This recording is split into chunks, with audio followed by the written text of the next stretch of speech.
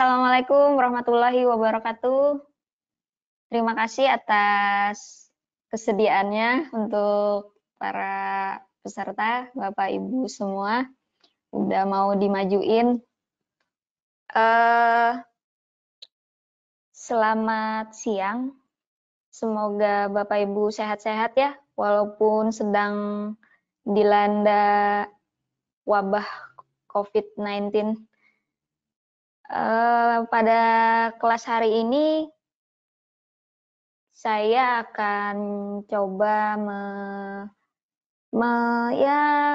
berbagi pengalaman lah tentang persiapan swakelola.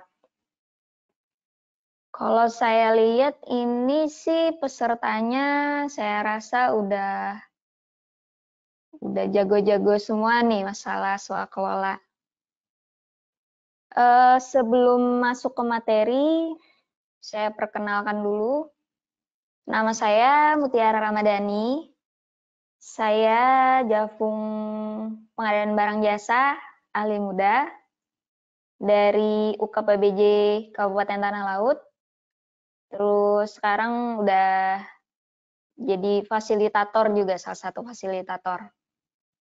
Saya mohon izin buat men-share tentang swakelola, terutama ini untuk UK 23 ya, persiapan swakelola.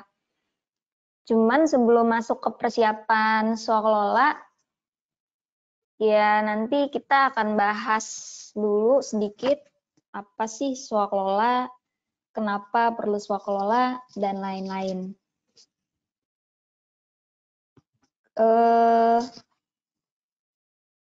Sebelum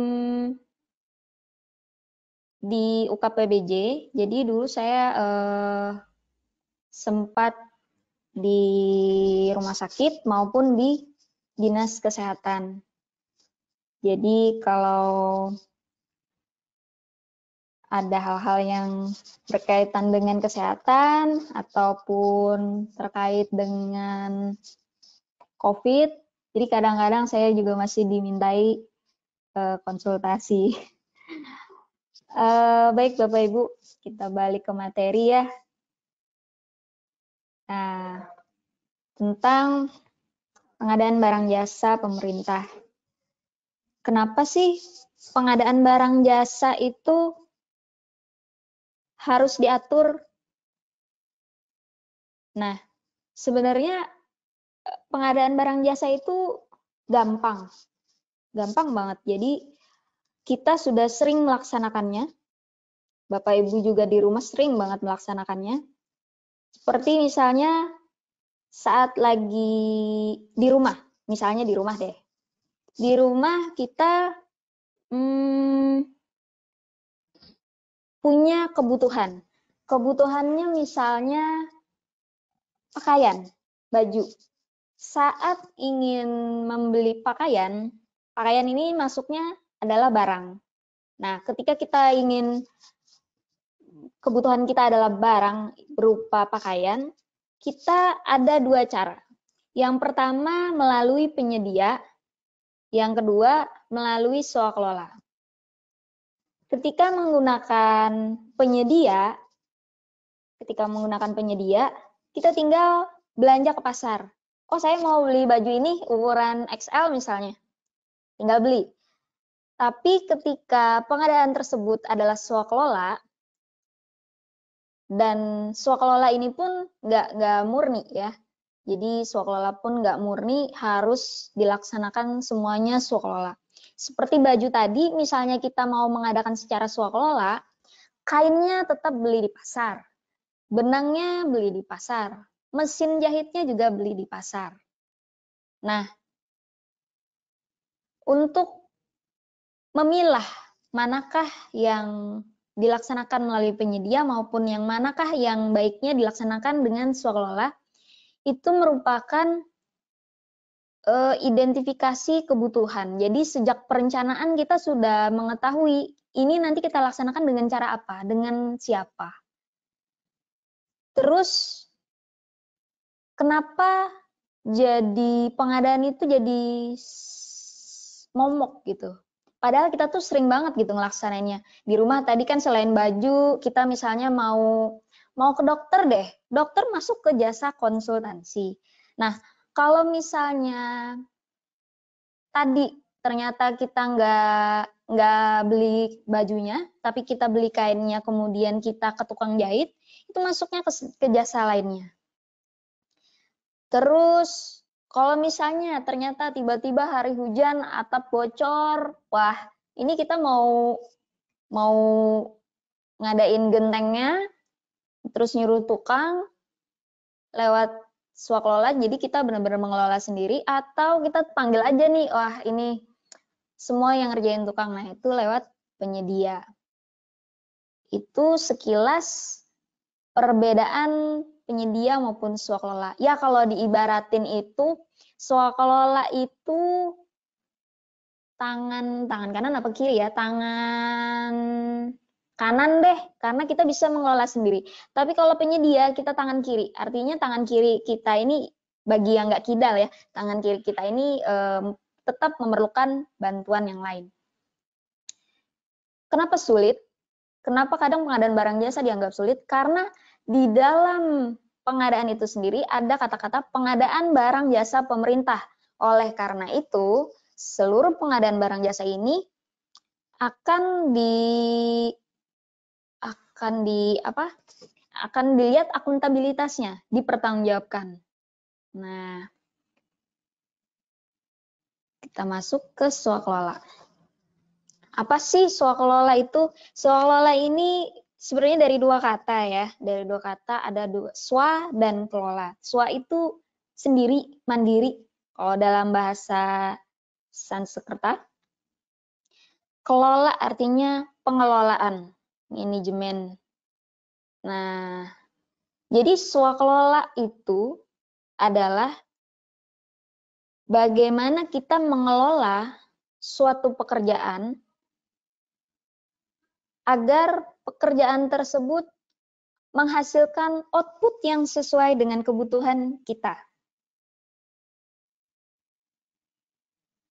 Dan di dalam swakelola tetap kita melihat prinsip-prinsip dan etika dari pengadaan. Saya rasa Bapak Ibu sudah mengetahui bagaimana etika, prinsip, maupun dan lain sebagainya. Nah, apa sih sebenarnya tujuan dari swakelola? Swakelola ini kita laksanakan yang pertama itu ketika barang jasa tersebut tidak disediakan oleh pelaku usaha. Jadi barang jasa tersebut ya agak-agak susah lah untuk dicari. Kemudian swakelola ini tidak diminati oleh pelaku usaha. Kenapa tidak diminati? Karena rentang keuntungannya itu ya tipis lah gitu. Jadi penyedia itu nggak berminat. Kemudian mengoptimalkan penggunaan sumber daya yang dimiliki.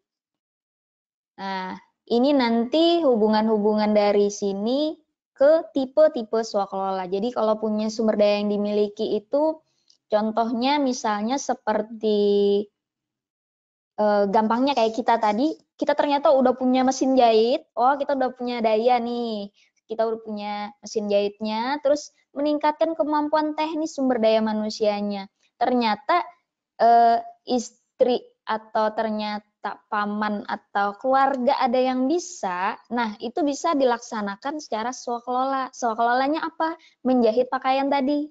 Itu contoh sederhananya. Nah, kemudian apalagi sih tujuan dari swakelola? Selain itu, swakelola ini meningkatkan partisipasi ormas atau pokmas. Jadi perbedaan antara swakelola di Perpres 16 maupun 54 itu adalah di sini, ormas, pokmas ini. Terus apalagi tujuannya? Yaitu meningkatkan efektivitas maupun efisiensi. Nah, jadi kalau kita hitung-hitungan mana sih yang lebih efisien ketika swakelola apa melalui penyedia.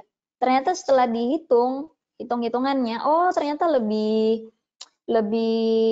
efisien gitu, ya otomatis kita menggunakan swakelola. Kemudian ada lagi, kebutuhan barang jasa yang bersifat rahasia. Apa ya contohnya yang rahasia? Kayak misalnya KPU. Rahasia nggak ya surat suaranya? Oh, soal ujian. Nah, soal ujian untuk sekolah. Tapi sekarang ujian ditiadakan ya gara-gara COVID ya. Nah, balik lagi ke COVID. Nah, kalau ngebahas COVID, seru sih ya. Misalnya, pengadaan COVID ini perlu APD maupun masker. Ketika ternyata harganya sangat melangit, dengan beli di sana sini agak susah, kita bisa dengan cara apa swakelola? Bisa dengan mengajak atau meningkatkan partisipasi masyarakat lewat ormas maupun pokmas.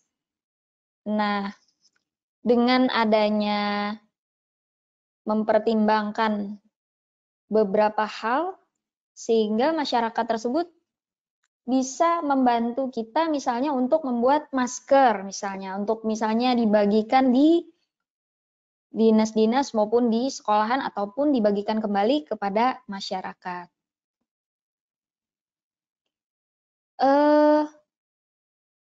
Sampai sini kira-kira gampang ya sebenarnya ya.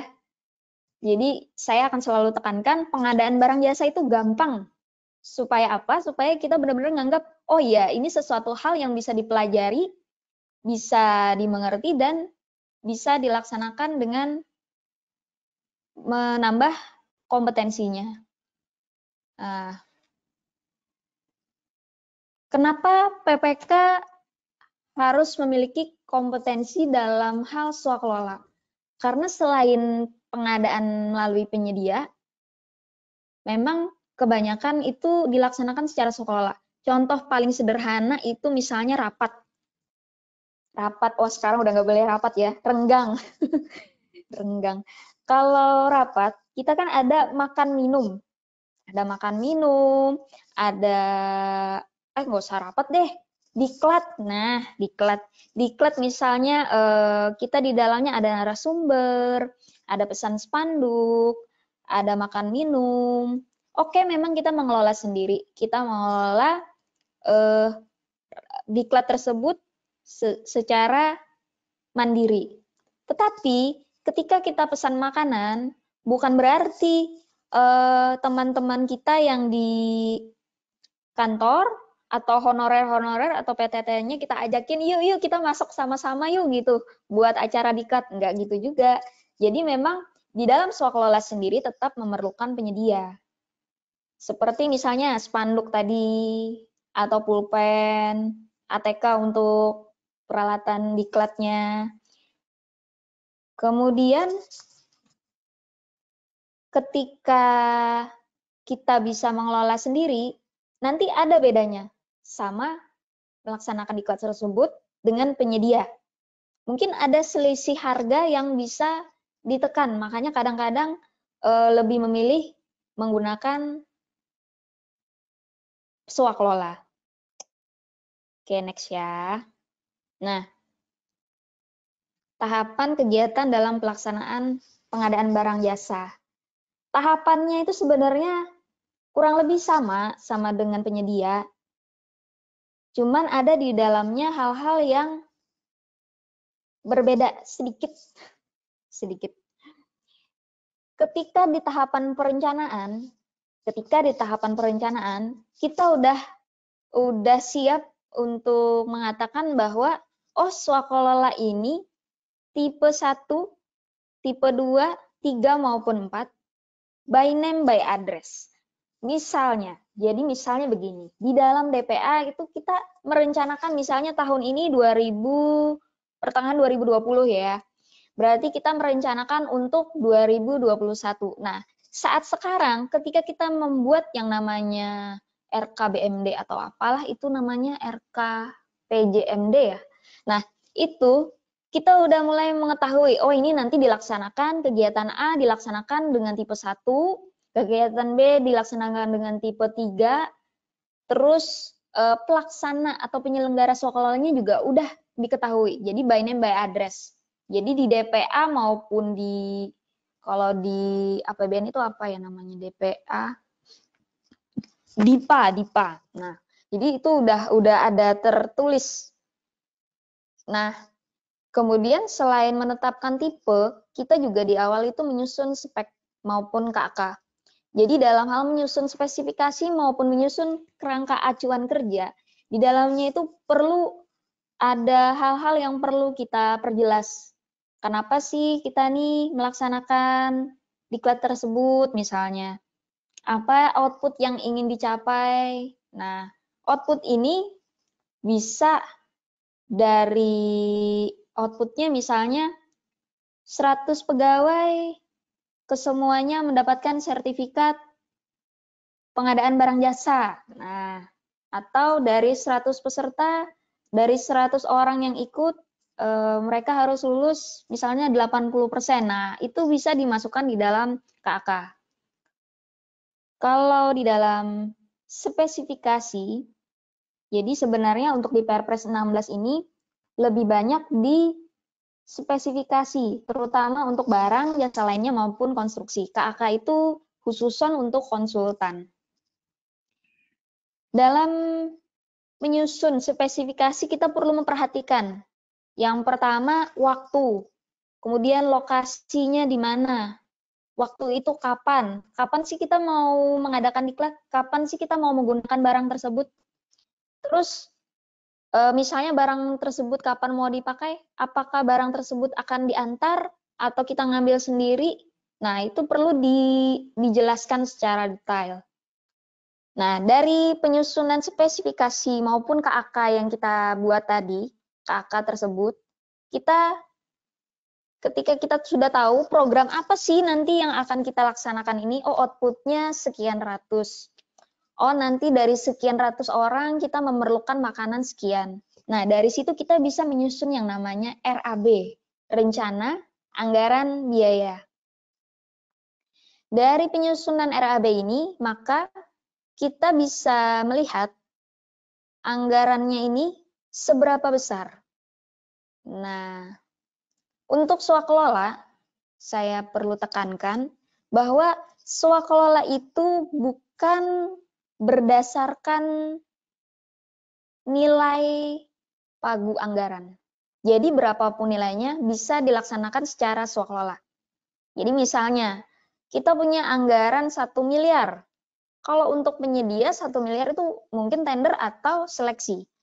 Tapi jika dilaksanakan secara swakelola, maka uang tadi itu bisa dilihat di dalamnya untuk apa saja. Nah, jadi memang bukan apa ya, swakelola ini kadang juga ada yang menganggap swakelola itu ini kan ya, kayak pengadaan langsung atau penunjukan langsung. Oh enggak. Jadi jangan disalahpahami dengan demikian. Swakelola ini mungkin terlihat, materinya mungkin terlihat sedikit, tapi ketika penerapannya di lapangan itu sebenarnya lebih, kalau menurut saya sih lebih ribet daripada penyedia. Kenapa lebih ribet? Karena di dalamnya itu selain perencanaan persiapan, ada pelaksanaan, kemudian pengawasan dan pelaporan. Nah, pengawasan ini nanti dia akan melaksanakan pengawasan dari sejak awal perencanaan sampai selesai.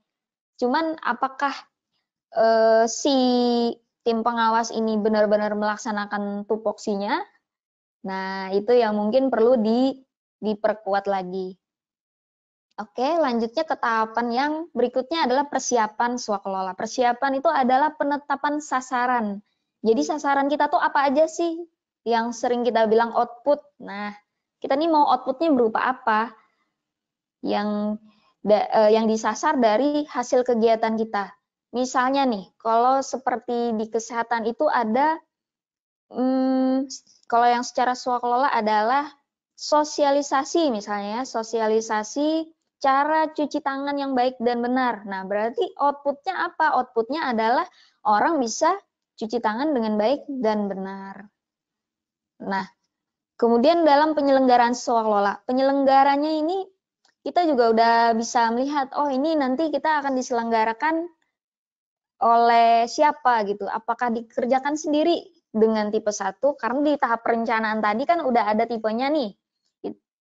Jadi dari sini kita bisa tahu apa dan siapa penyelenggara swakelola. Ketika di tahap perencanaan kita menetapkan tipenya tipe 3, oh iya tipe 3, nanti saya mau sama Ormas A. Nah, kayak gitu. Kemudian rencana kegiatan. Rencana kegiatan ini adalah hal-hal yang kita rencanakan berapa lama waktunya, biayanya, dan lain sebagainya. Kemudian jadwal pelaksanaannya sampai rencana anggaran biaya. Nah, itu merupakan satu kesatuan yang sebenarnya tidak bisa dipisahkan dan bahkan saling terhubung. Untuk tahapan pelaksanaan ini kita bisa melihat dari rencana yang sudah kita buat tadi, rencana kegiatan, lalu ketika dilaksanakan kita compare, kita bandingkan, sesuai nggak rencana kita sama pelaksanaan. Apakah terjadi lebih cepat, apakah lebih lambat, atau ternyata ada kendala-kendala atau hal-hal lainnya. Ketika kita menemukan sebuah kendala, kita bisa lapor ke pengawas. Ketika kita lapor, nah di situ kita perlu apa yang perlu ditindaklanjuti. Apa yang perlu dilaksanakan ketika ada suatu masalah. Dan permasalahan tersebut bisa saja terjadi berulang kali, bisa saja. Tapi bisa juga kita melaksanakan tanpa ada masalah. Kemudian pengadaan bahan, peralatan, jasa lainnya, tenaga, ahli, dan lain-lain sebagainya. Jadi di dalam, seperti yang saya sebutkan tadi, di dalam kegiatan swakelola, di dalamnya tetap menggunakan penyedia. Apalagi di dalamnya ada bahan, peralatan, dan lain-lain. Nah, untuk pengawasan dan pengendalian, itu ada yang namanya laporan kemajuan, ada laporan realisasi pekerjaan. Bahkan kalau misalnya dilihat PPK sebagai bukan PPK sih, tim pelaksana itu sebagai penanggung jawab, dia menggunakan kurva S untuk memperlihatkan hasil pekerjaannya apakah sesuai, apakah tidak sesuai. Jadi memang dari semua itu paling enak sebenarnya pakai kurva S untuk melihat kemajuan dari kegiatan tersebut. Bahkan angka dari uangnya udah berapa persen pun lengkap di dalam situ. Jadi kurva S itu nggak cuma untuk konstruksi ya ternyata ya. Jadi itu juga bisa digunakan untuk pengawasan dan pelaporan dalam pelaksanaan swakelola. Kemudian bagaimana pertanggungjawabannya? Nanti di akhir juga ada penyerahan hasil pekerjaan. Nah, jadi ini karena ada berbeda tipe ya, jadi nggak bisa disamaratain antara satu dari PPK nyerahin ke PA gitu kan. Karena kan tipe-tipenya ada beda-beda tuh, ada 4 tipe gitu kan. Ya jadi nanti dijelasin lebih detail lah. Terus perencanaan. Nah, ini tadi sebenarnya udah saya bahas-bahas dikit ya.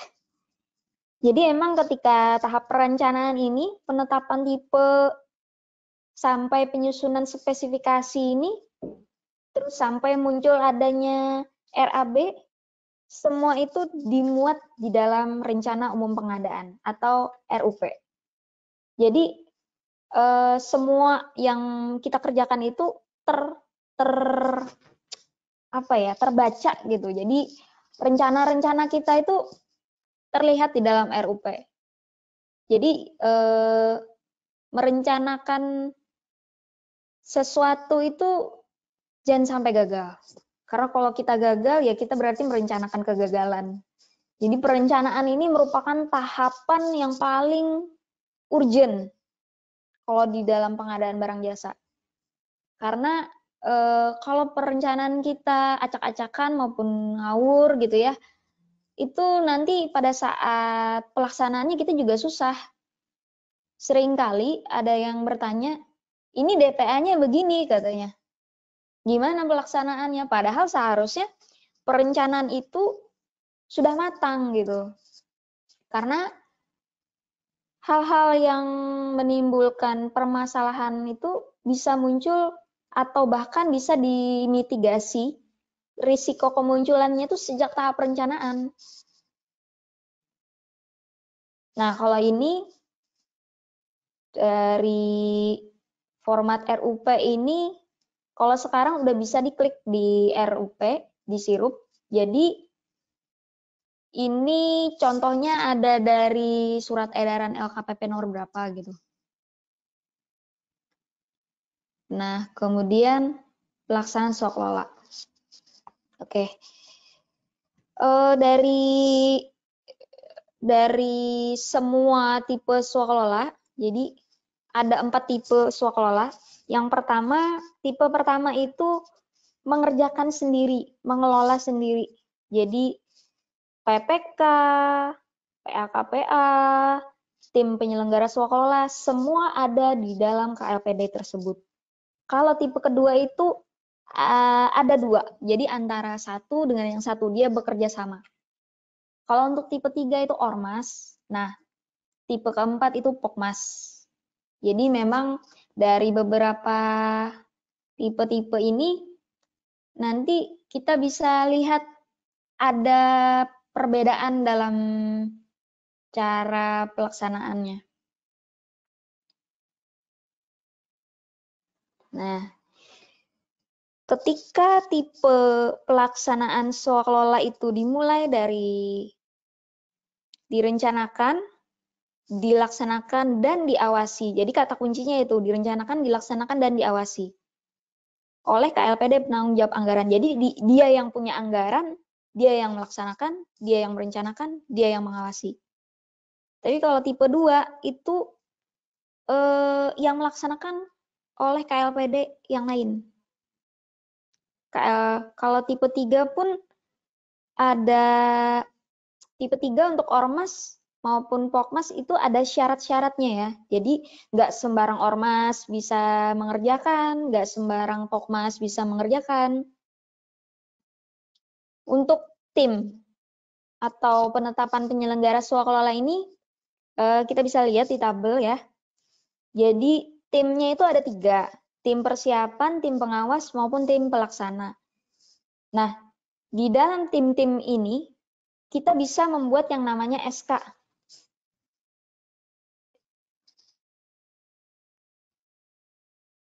Oke, saya baca pertanyaan.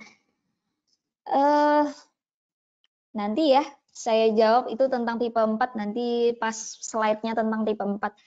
Jadi kalau di sini, tim persiapan, pengawas, maupun pelaksana untuk tipe yang 1 itu semua ditetapkan oleh PA, KPA penanggung jawab anggaran. Untuk tipe 2 dan tipe 3, tim persiapan dan pengawas itu ditetapkan siapa oleh PA, KPA penanggung jawab anggaran. Namun untuk tim pelaksana, misalnya pimpinan tipe 2 itu adalah pimpinan KLPD pelaksana swaklola, maka tim pelaksana itu di SK-kan sendiri. Jadi misalnya kalau tipe 1 satu dinas kesehatan, ya udah dia semua ditetapkan karena satu tim ya, satu tim, satu dinas juga, tim persiapan, pengawas, pelaksana itu cukup dalam satu SK. Tapi untuk yang tipe 2 maupun tipe 3, untuk tim persiapan dan tim pengawas bisa satu SK, tapi untuk tim pelaksana harus di SK-kan oleh pelaksana swaklola lainnya untuk tipe 2 maupun penanggung jawab ormas. Nah, kalau tipe keempat, tim persiapan, pengawas maupun pelaksana ini merupakan ditetapkan oleh penanggung jawab Pokmas. Oke. Kita lanjut ke pelaksanaan tes. Kayaknya hilang tadi sinyalnya. Untuk pelaksanaan swaklola tipe 1. Jadi di dalamnya tes. Suara saya menggema ya. Untuk pelaksanaan swaklola tipe 1, di dalamnya ada PA-KPA yang menggunakan pegawainya sendiri. Nah, bisa juga menggunakan tenaga ahli. Cuman penggunaan tenaga ahli ini nggak boleh lebih dari 50%.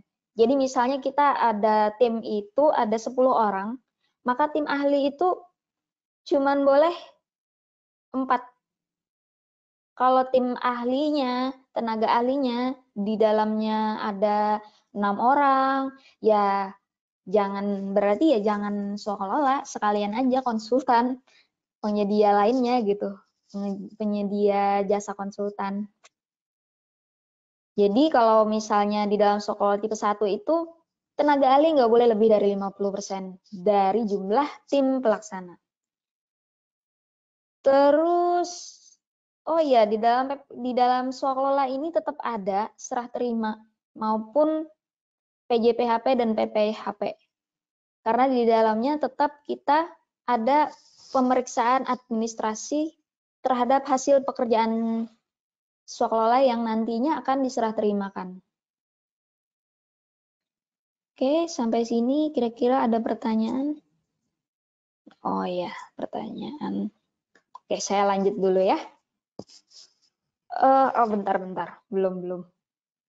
Nah, jadi misalnya di dalam swaklola tipe 1 ini misalnya di sebuah dinas kesehatan gitu ya. Atau nggak usah dinas kesehatan, di rumah sakit. Sebuah rumah sakit itu ingin melaksanakan makan minum pasien. Nah, karena dia memiliki makan minum pasien karena dia memiliki tenaga ahli gizi di dalamnya, jadi dia bisa mengerjakan sendiri. Nah, apa yang nanti diadakan? Bahannya, bahan makanannya, bahan mentah maupun bahan kering, kayak misalnya ayam beli sendiri ke pasar.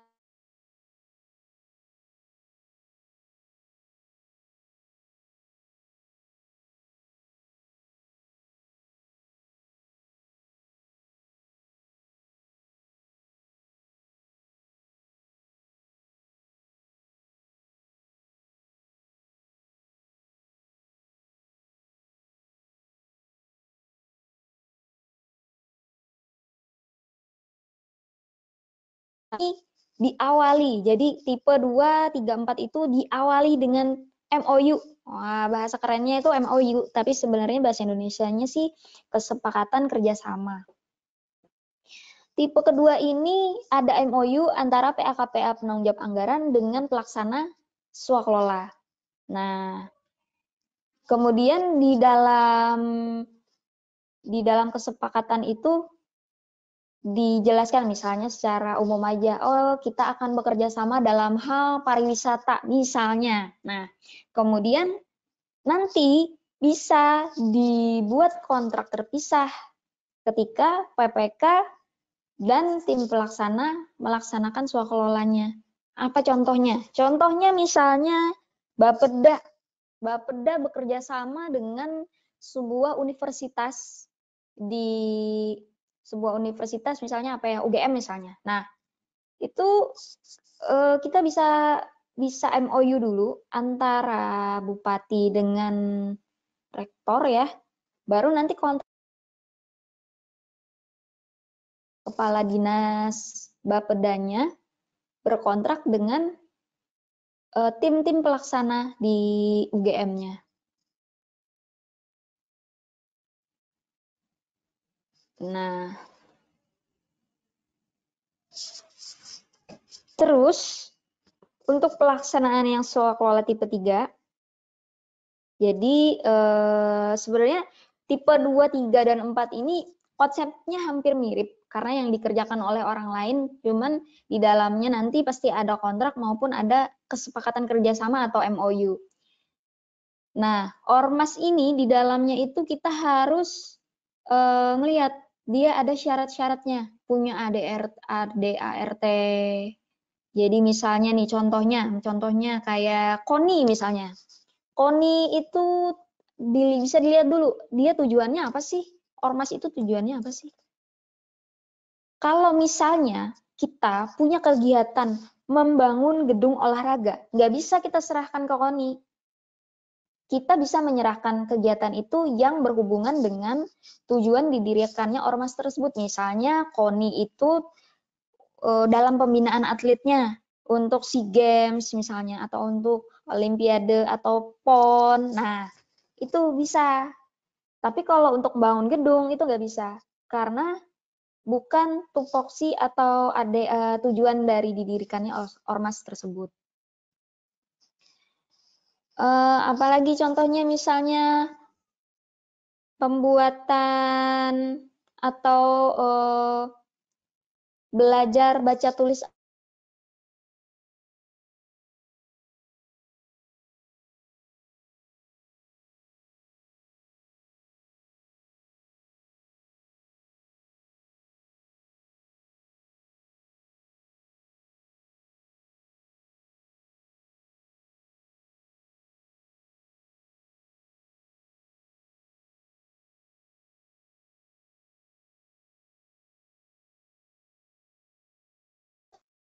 semua tim itu, tim persiapan, pelaksana, pengawas itu ada di bawah pimpinan Pokmas.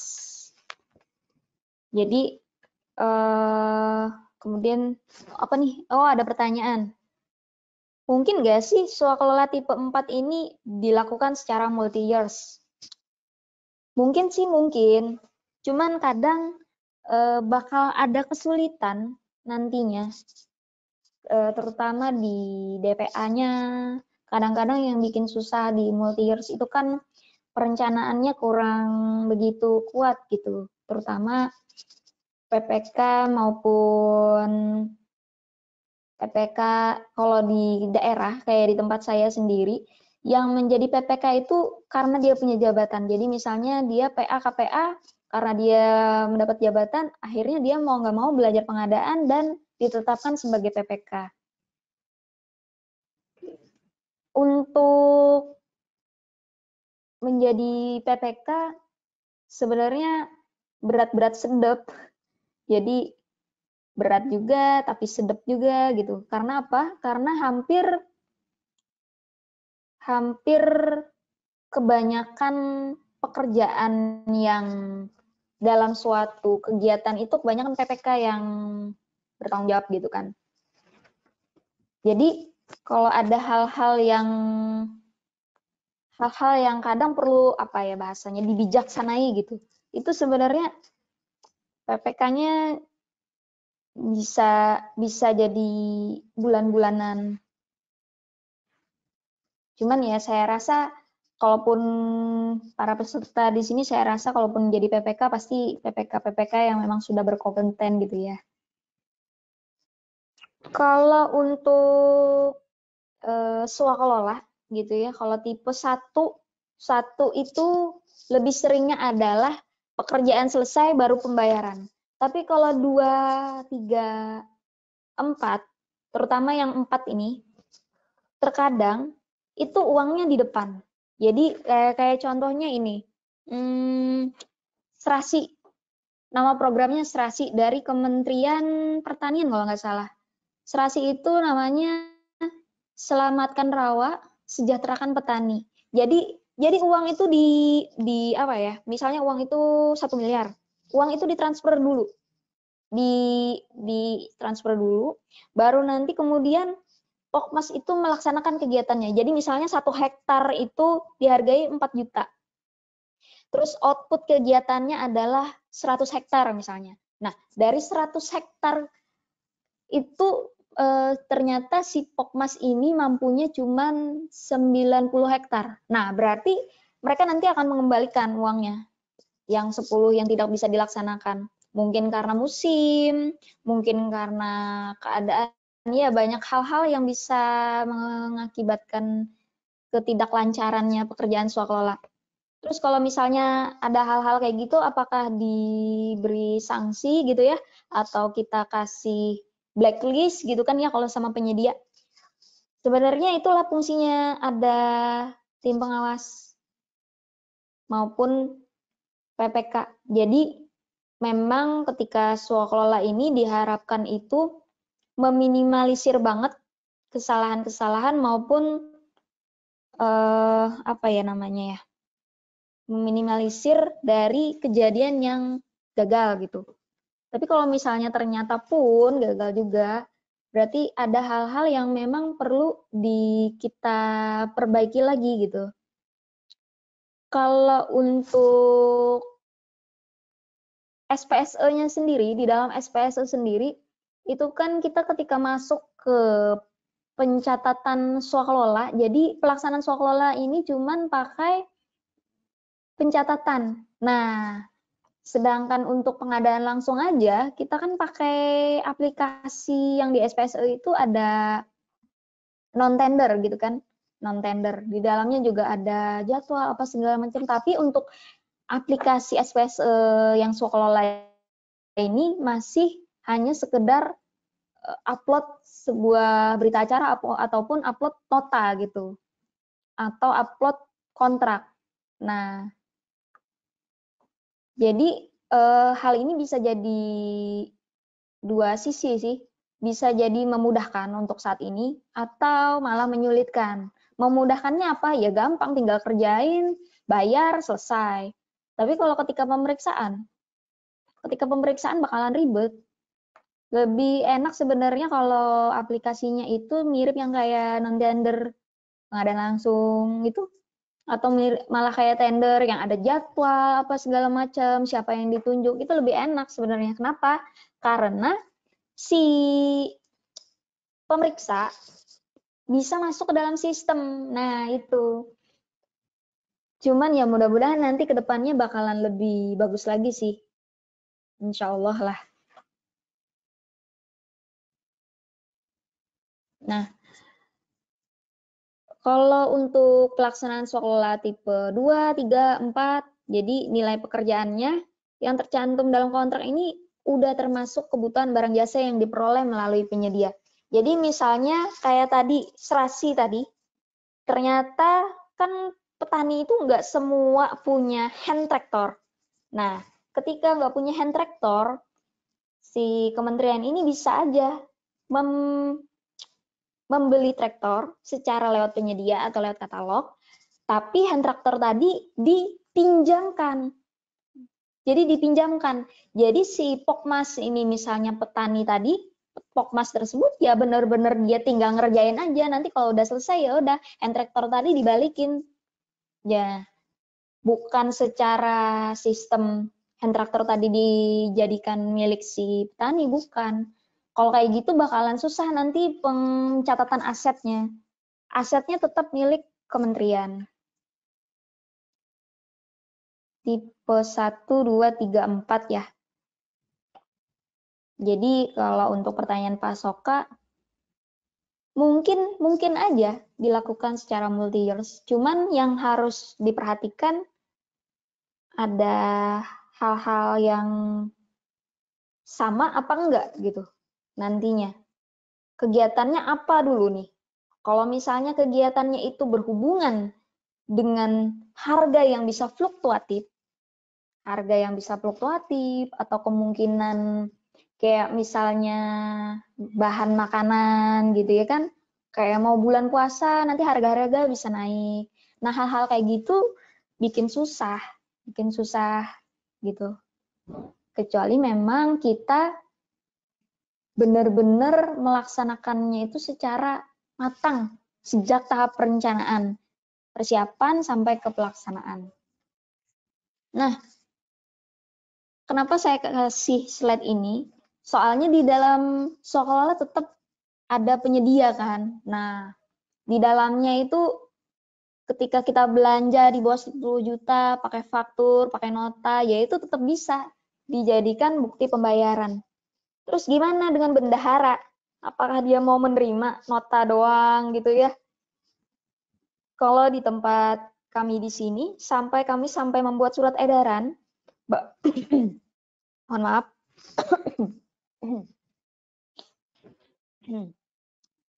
jadi bikin surat edaran gitu ya, bahwa untuk pembelian di bawah 10 juta udah cukup nota aja, faktur aja, nggak perlu ditandatangani. Selama ini belakangnya ditandatangani oleh pejabat pengadaan, PPK, PPJPHP, wah lengkap sekali. Padahal satu buah nota itu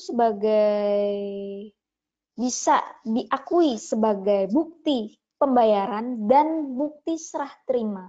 Jadi udah nggak perlu lagi sebenarnya tanda tangan gitu.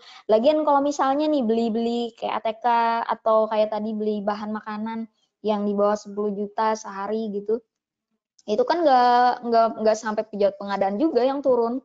Pastilah langsung PPTK-nya yang belanja atau dia minta anak buahnya maupun yang lainnya. Ya Gitu juga sih sama kwitansi dan lain-lain.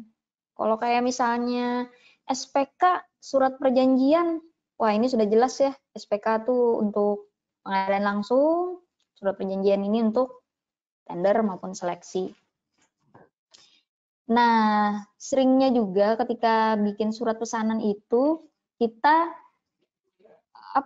kayak pengadaan langsung itu kadang perlu bendaharanya minta surat pesanan.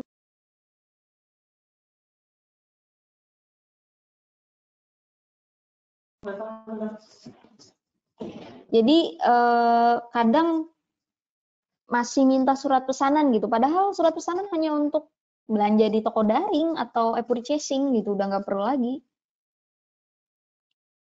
Kalimatnya pun di pengadaan langsung itu adalah melakukan pemesanan. Melakukan pemesanan ya bukan berarti bikin surat pesanan kan. Melakukan pemesanan via telepon pemesan. Kita misalnya via online pemesan, tapi nggak perlu bikin surat pesanan. Jadi kalau memang perlunya nota ya udah nota aja. Cuman hal-hal kayak gini kadang itu sulit diterapkan di daerah itu ya gitu. Halo Pak Edi Darmawan, saya juga hadir dan menyimak. Nah, ini tadi sudah sempat saya bahas-bahas dikit, gimana sih kalau misalnya terjadi keadaan kahar atau misalnya terjadi kegagalan, apakah hal-hal tersebut bisa kita tindak lanjuti. Jadi sebenarnya kalau misalnya dalam swakelola gitu ya, ada kejadian kahar, anggaplah kita lagi kayak gini, terus tiba-tiba ada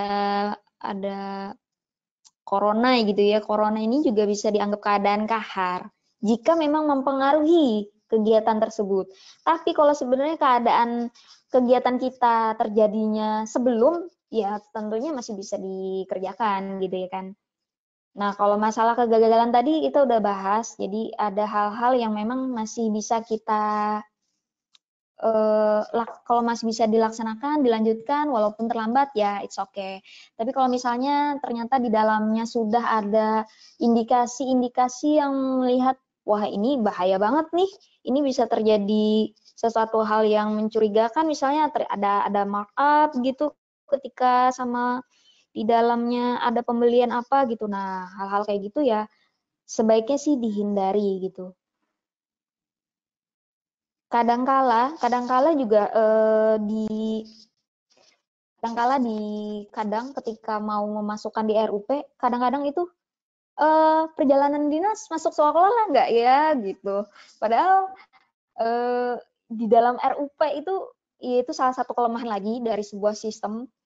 Sistem RUP itu seolah-olah semua harus dimasukin, mau berapapun nilainya. Akhirnya mau itu pengadaan langsung, tender, atau swakelola, dimasukin di dalam situ. Cuman yang sedihnya itu kadang ATK, bensin itu masuk swakelola. Padahal kan ATK itu ada penyedianya, tukang fotokopi. Kalau bensin merupakan pengadaan yang dikecualikan ya kan?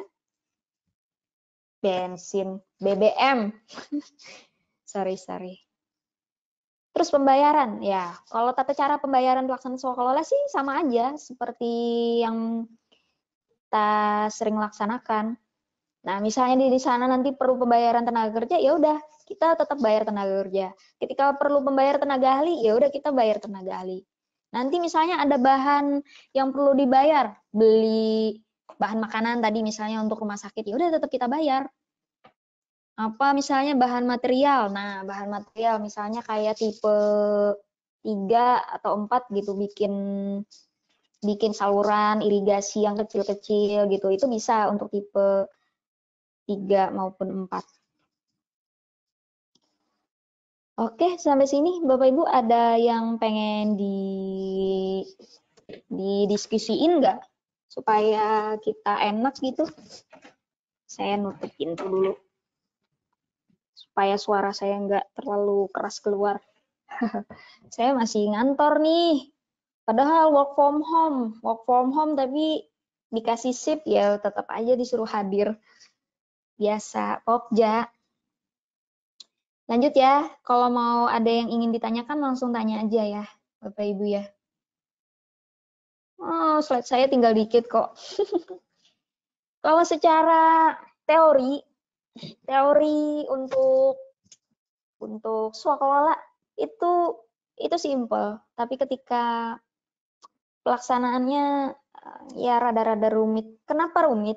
Sejak perencanaan kita udah by name by address. Kita udah harus tahu dengan siapa melaksanakan, pokmas mana, ormas mana, udah sesuai apa belum. Kita harus dari sejak awal.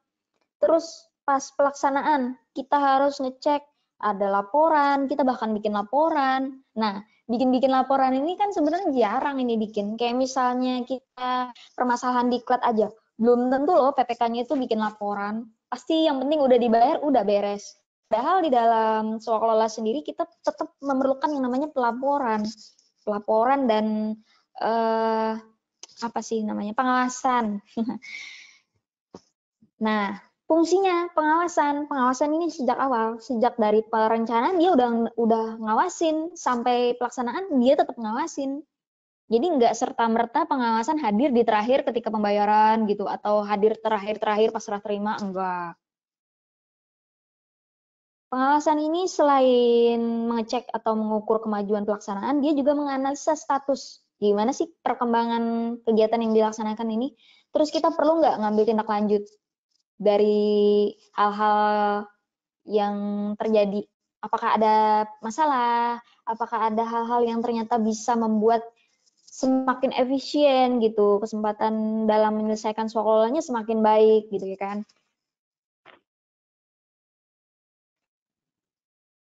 Kalau untuk pertanggungjawaban, nah ini tadi ada kurva S. Jadi nanti saya bukain slide saya yang satunya. Bukan slide saya sih, sebenarnya itu slide-nya LKPP juga, slide tentang uji kompetensi. Cuman slide-nya itu masih slide Perpres 54. Nah, nanti deh kita sambil coba ngitung-ngitung gitu ya. Bisa nggak sih sebenarnya dibikin kurva S? Nah, kalau untuk pertanggungjawaban nanti ketika sudah selesai, ya, kita buat di dalam kontrak, maka tim pelaksana menyerahkan hasil pekerjaannya kepada PPK dengan berita acara serah terima. Jadi kayak gini, tim pelaksana akan memberikan laporan berkala kepada PPK, memberikan laporan kemajuan, keuangannya sudah sampai mana, itu dia ngasih laporan ke PPK. Kemudian tim pelaksana juga ketika sudah selesai memberikan hasil pekerjaan swakelola dengan berita acara serah terima ke PPK. Kayak gitu. Nah, di sini juga tetap diawasi. Kalau ada hal-hal yang pengen ditanyain, Bapak Ibu boleh ditanyain.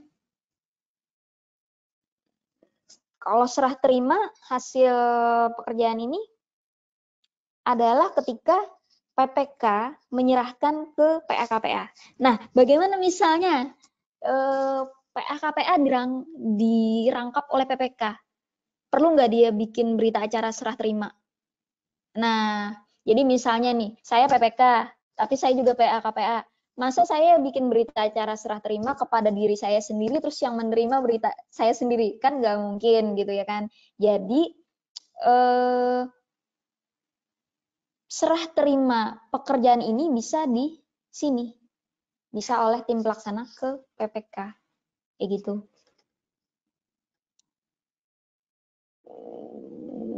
Pak Edi Darmawan. Nih, bertanya nih ya.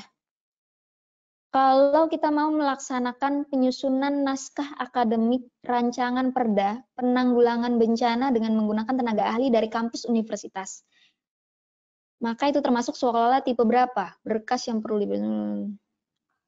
Kalau berkas yang contoh-contohnya nanti ya saya share ya.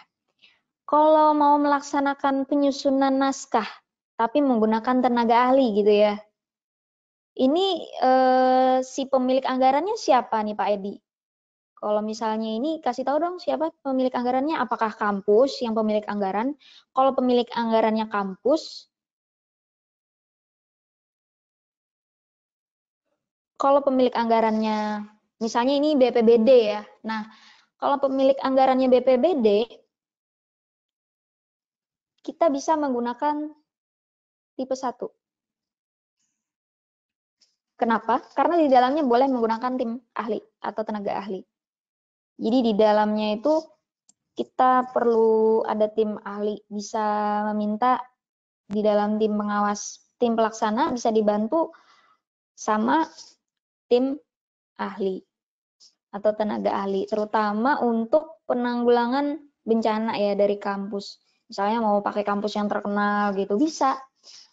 Kalau yang berkas yang disiapkan, ya paling SK tim persiapan, SK pelaksana, SK pengawasan. Tapi tenaga ahli dibayarnya sebagai tenaga ahli loh ya. Dia dibayar sebagai tenaga ahli. Tapi kalau misalnya dia bukan tenaga ini kalau mengelola sendiri ya gitu, BPBD-nya sanggup mengelola sendiri. Kalau nggak sanggup, tipe 2. Kalau nggak sanggup. Jadi ada MOU antara PAKPA BPBD dengan KLPD dari kampus pelaksananya. Misalnya kampus ITB misalnya. Nah, kemudian apalagi yang disiapkan? Kontrak di dalamnya. Nanti di dalamnya tuh kita perlu apa aja. Nah, itu kalau memerlukan alat bahan ya bisa ditambahin di dalamnya. Oke, gitu ya Pak Edi Darmawan. Sebenarnya keputusannya sih tergantung PPK. Tapi kalau saat ini lagi tentang, ini kan bencana ya. Oh, tapi bencananya secara umum ya, bukan hanya tentang COVID gitu ya. Oke, berarti ya bisalah dilaksanakan dengan waktu yang longgar. Nggak terburu-buru. Beda kan kalau misalnya kita pengadaan darurat itu kan saat ini perlunya ya saat ini harus belinya. Gitu. Ada lagi Bapak Ibu yang ingin ditanyakan?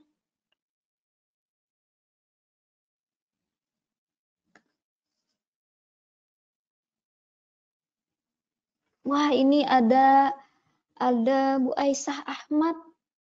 Ini beliau ini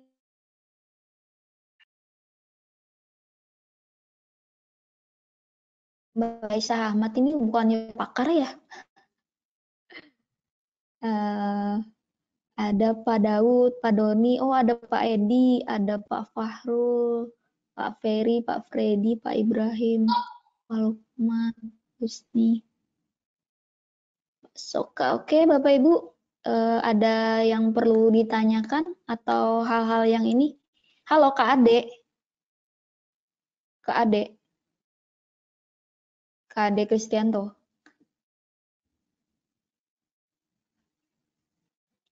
Oh, Kak Ade hadir tapi nggak merespon. Bentar ya, saya bukain materinya. Uka. Mana ya Uka tadi?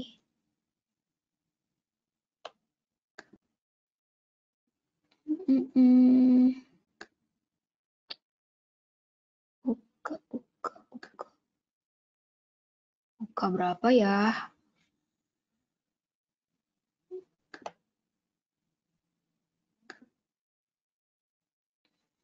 Bentar ya, saya buka, bentar. Berapa ya? Kebanyakan slide saya nih. Uka 23 ya. Oke. Kalau secara ringkasnya sih kayak tadi.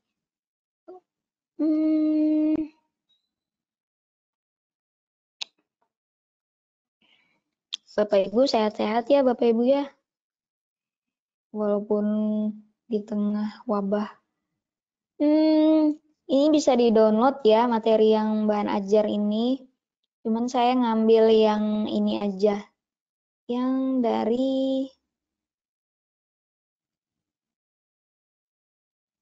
yang ini aja. Kelihatan nggak? Nih, saya gedein. Nah, ini UK-nya ini masih yang dulu. Jadi kita ini nih contoh cara bikin kurva S. Jadi kalau Bapak Ibu mau nyoba, boleh aja buka ini Excel. Habis itu nyobain pakai tabel ini. Jadi dari tahap persiapan sampai selesai itu 90 hari. Nah, terus kita buat tabel. Jadi misalnya nih, tahap persiapan 12 hari, biayanya sekian. Nah, kita tulis semuanya. Semuanya kita tulis, berapa harinya, biayanya berapa. Nah, di sini nanti ada total berapa duitnya. Nah, ini nanti kolom ini 90 hari atau 12 minggu. Nah, terus gimana ngisinya? Nah, kita harus ngitung bobot. Nah, kita harus ngitung bobot dulu. Jadi, 12,5 juta ini dibagi 68 kali 100. Nah, maka dapatlah bobotnya 18,4%. Bobot ini total keseluruhan adalah 100. Jadi tata caranya yang ngitungnya sama ya. Ke kanan ini sama. Jadi bisa ditarik, kalau pakai Excel itu ditarik lebih gampang. Nah, kelihatan nggak? Saya turunin dulu. Nah, terus nanti bobot-bobotnya ini kan 18,4 nih. Nah, anggaplah satu minggu ini 7 gitu. Jadi kalau ada 9,2 ini 2 ininya. Kalau ini 1, 2, 3, 4. Nah, 3 dibagi 4 itu kan 0,75. Nah, ini 3. 0,75 per satu kolom ini. Satu apa ya, kolomnya. Gitu. Semua diisi, jadi ini misalnya 9,2, ini kan 18,4 nih, dibagi 2 berarti satu kotak ini 9,2. 9,2 ini taruh di bawah. Nah, nanti yang ini juga kan tadi kita udah bagi 3 per 4 ini kan 0,75 nih. Nah, jadi 9,2 tambah 0,75 tambah 5,15 dapatnya 15,1. Jadi di bawah sini adalah jumlah presentasi setiap minggunya. Nah, jumlah presentasi setiap minggunya. Yang saya ingat itu, saya waktu uji kompetensi itu disuruh bikin kurva S. Saya ingat banget suruh bikin kurva S. Dan saya nggak bisa, saya mengakui saya nggak bisa. Maksudnya nggak bisa, saya bingung ngisi yang di bawah ini. Jadi kurvanya itu jadi tapi bukan bentuk S. Tapi alhamdulillah sih udah lulus uji kompetensinya. Karena dari cerita-cerita yang pada waktu itu lagi uji kompetensi itu, ini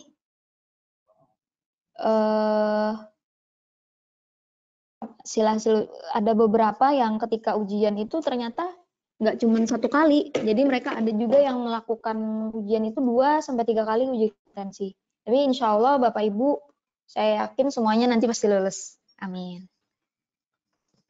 Nah, dari sini, dari yang hasil angka-angka tadi, titiknya ditentukan titiknya 0 ini, dan yang lainnya, nah ini pertengahannya, jadi ini pertengahannya berupa, nah ini 100%-nya di sini. Jadi ini titik 0, titik tengah, ini 100%. Jadi kalau di dalam uji kompetensi itu ada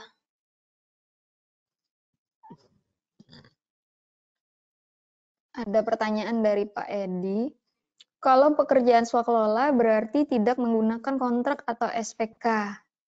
Kan Bu, pertanggungjawaban pembayaran honor, tenaga ahli atau dosennya cukup dengan kwitansi pembayaran. Kalau untuk honor tenaga ahli, ini dia dihonorkan aja gitu. Tenaga ahlinya dosen gitu ya. Bisa dengan kwitansi, bisa dengan tanda tangan kehadirannya juga. Kalau kontrak ini, kontrak tetap dibikin kok. Coba di Perlem 8 LKPP, ada contoh kontraknya. Kontraknya simple, jadi memang di dalam Perlem itu juga dijelaskan kontraknya lebih simple. Cuman ketika nanti kontraknya itu bukan kontrak yang kayak kita bikin SPK, bukan. SPK ini untuk ketika yang ini tadi. Yang ini tadi. Bentar, mana ya? Ketika kalau SPK tuh yang ini, baliknya ke sini. Kalau misalnya di atas 50-200 ya SPK gitu. Tapi kalau ternyata kontrak tadi itu kayak perjanjian gitu antara si PPK dengan penyelenggara atau pelaksana swaklola.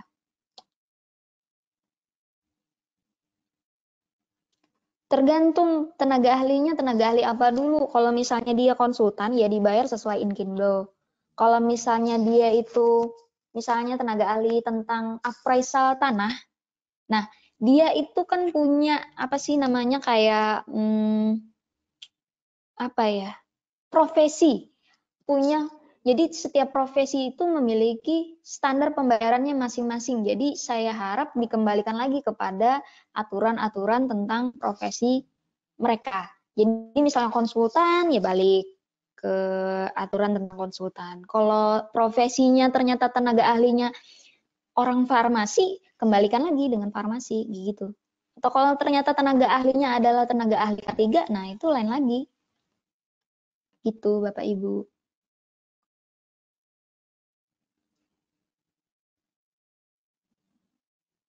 Nah, kalau di sini, di slide ini ada, di sini kan kelihatan tadi udah ya kurva S-nya ya. Nah, kurva S.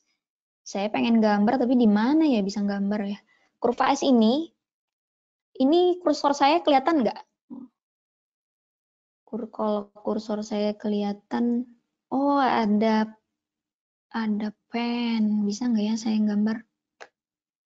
Nah, misalnya, aduh jelek banget. Itu gambarnya ini banget. Misalnya, aduh saya mau gambar tapi nggak rata. Yang lain aja deh.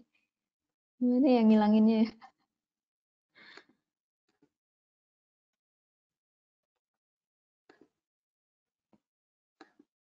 Gimana ngilanginnya ini pennya ini?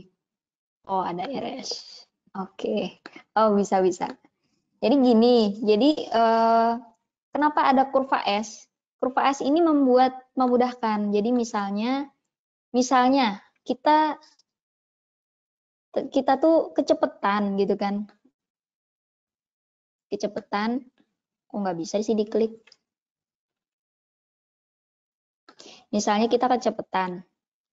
Nah, kalau kecepatan itu kurvanya bakalan lebih tinggi di sini. Nih, naik ke atas kurvanya. Tapi kalau terlalu lambat, kurva punya kita ada di bawah. Nah, jadi sebenarnya kalau mau ngecek sebagai tim pengawas itu, kalau si tim pelaksananya bikin kurva S, gampang jadinya kalau sebagai tim pengawas. Gitu, Bapak Ibu. Nah, kalau di sini, nggak bisa diklik ya? Waduh, saya jadi mengerti apa yang dirasakan Bu Sinta kemarin. Ternyata kalau dipencet-pencet gini. Oke. Nah, kalau di sini, misalnya contohnya nih diklat, balik lagi diklat ya, nggak apa-apa deh ya, yang paling simpel aja kita. Yang penting itu sebenarnya pemahamannya. Yang penting hal simpel tapi paham lebih asik kan daripada kita ngomongnya berat-berat tapi ternyata pusing, jadi nggak seru gitu. Kalau dari sini kita bisa lihat nih, dalam sebuah diklat itu kan ada koordinasi, ada persiapan, ada makan, ada perjalanan dinas, ada bahan, pengadaan. Nah, di dalamnya tuh ada pengadaan langsung dengan nota, ada kayak honor itu di swaklola, agen tiket, seharusnya agen tiketnya ini nih, penyedia nih. Kan tiket sekarang bisa beli di tiket.com atau Tokped gitu ya, atau Airi. Kok jadi iklan? Nah, kalau surat perjanjian kerja ini, kayaknya udah paham aja nih. Kalau surat kerjanya ini yang dulu. Nah, kalau yang tadi itu kurva S, kalau sekarang ini kita bikinnya pakai pakai apa ya? Tabel. Ya lebih praktis sih ya memang kalau pakai tabel. Merah-merah sehari, 2 hari, ada satu kolom ini misalnya 1 minggu, ini 2 minggu. Oh, kegiatan B itu misalnya 3 minggu kita perlu persiapan atau terus pelaksanaan yang merah ini misalnya, kayak gitu.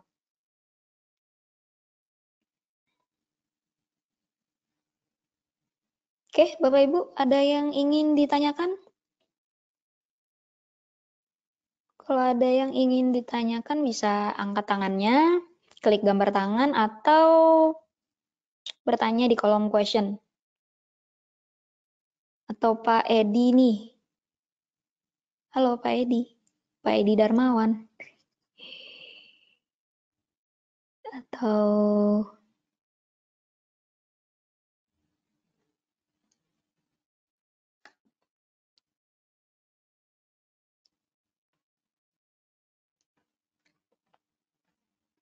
saya rasa sih sebenarnya soal ini bisa lah dipelajari gitu ya kan.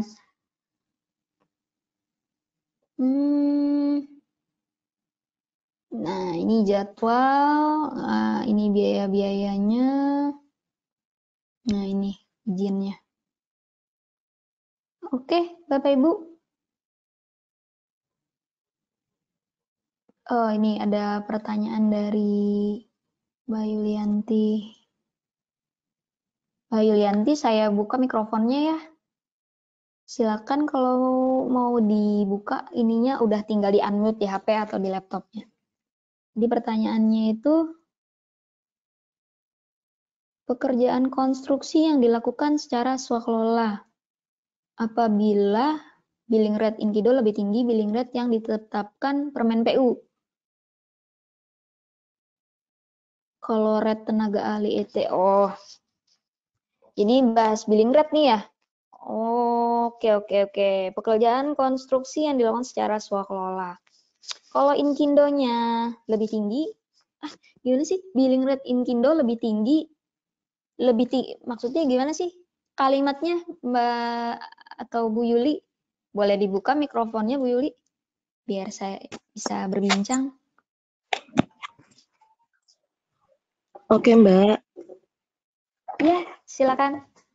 Iya, kalau misalnya gini Mbak, pada saat kita menetapkan mau melakukan pembayaran tenaga ahli. Nah, kalau misalnya terdapat perbedaan yang cukup signifikan nih, karena beberapa kali saya melihat ada beberapa rekan, mereka melakukan pembayaran ini, ternyata ada Inkindo, dia cenderung lebih tenaga ahlinya lebih besar, lebih tinggi daripada yang ketetapan Permen PU. Nah, kira-kira ini apa salah nggak ya kalau kita tetap mengikuti yang Inkindo gitu. Lalu Oke. yang kedua, Satu aja, kira-kira Mbak, satu-satu. Satu oke dulu baik. ya, jadi kita diskusiin gitu. Jadi kalau ini ya, kalau Permen PU lebih rendah gitu, nggak apa-apa, malah bagus kan jadinya kita memberikan penghargaan yang bagus gitu kepada si konsultan. Karena sebenarnya di Red Inkindo sendiri, Indonesia itu paling rendah di antara negara-negara lain. Gitu. Jadi ya nggak salah selama duitnya ada loh ya. Jadi sebenarnya kalau duitnya ada ya udah, it's okay, nggak masalah.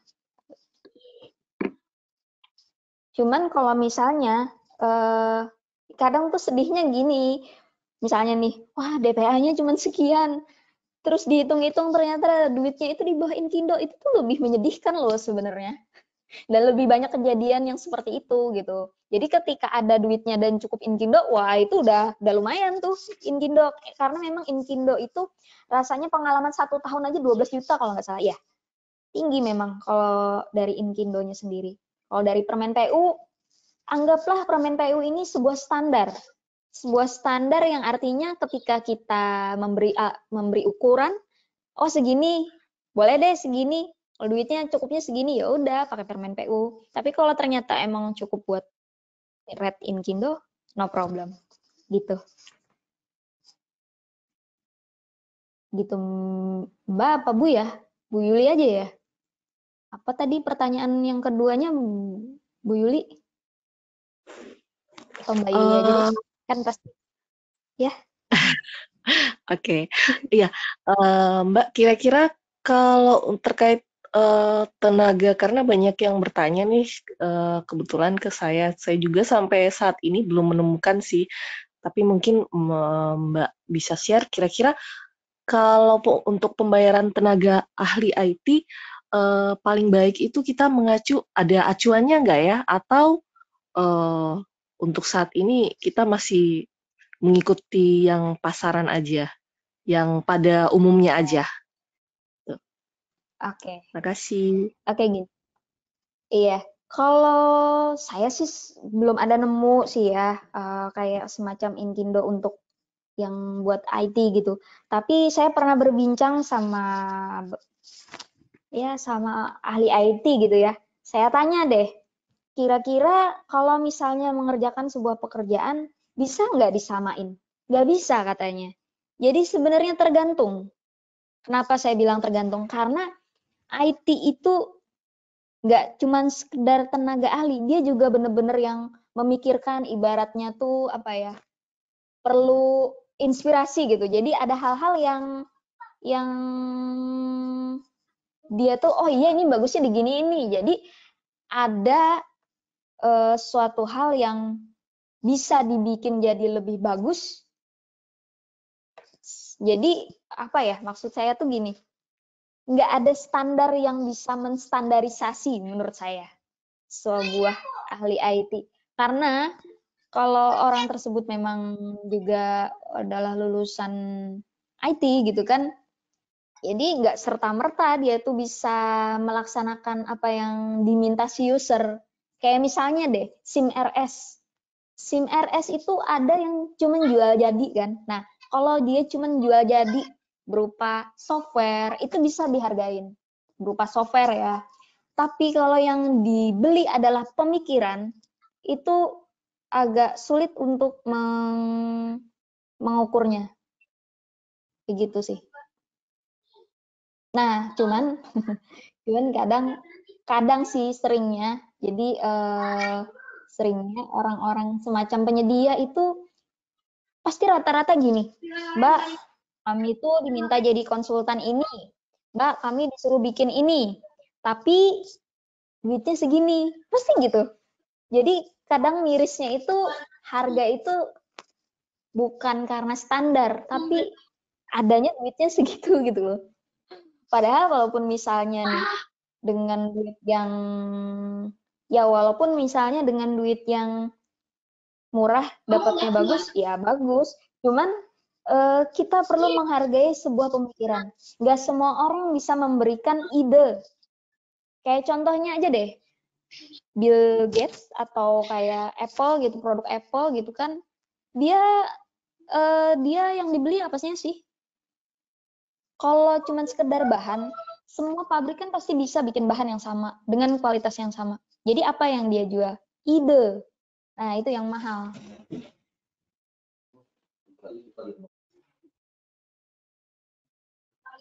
Iya, gitu Mbak Yuli. Kira-kira ada lagi yang mau ini ditanyain gitu?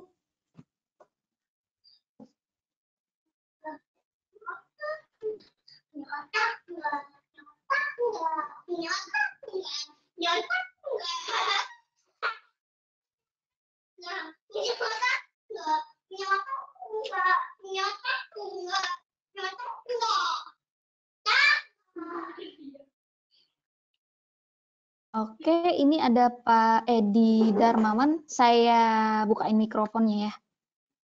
Silakan Pak Edi Darmawan, boleh deh kita bincang-bincang langsung aja. Gimana? Halo, Pak Edi.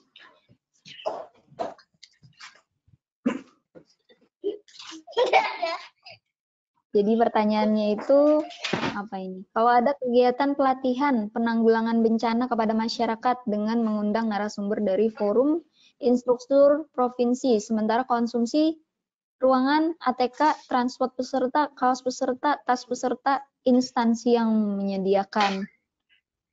Itu tipe 1, Pak. Tipe 1. Karena semua dikelola sendiri. Oh, Pak Edi datangnya telat ya tadi ya. Ya, nggak apa-apa, Pak. Jadi kalau tipe 1, ya saya kembaliin ke slide yang sebelumnya. Di sini bisa kita lihat segala sesuatu, kita balikin ke ini aja deh. Kita balikin ke apa sih? Ke pasalnya aja. Nah, di situ kan direncanakan, dilaksanakan dan diawasi oleh KLPD penanggung jawab anggaran. Ya kan? Nah, berarti ketika di dalamnya itu direncanakan, dilaksanakan dan diawasi sendiri, memanajemen sendiri ya kan artinya. Nah, ketika memanajemen sendiri ini masuk tipe 1. Nah, ketika di dalamnya tipe 1 tapi boleh pakai tenaga ahli.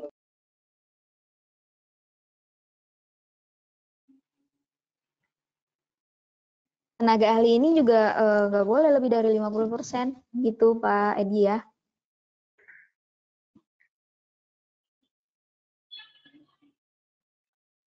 Oke, ada lagi kira-kira yang mau didiskusiin gitu?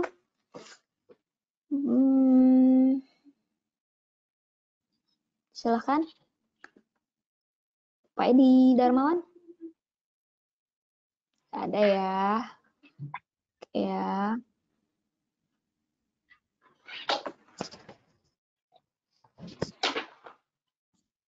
Kang.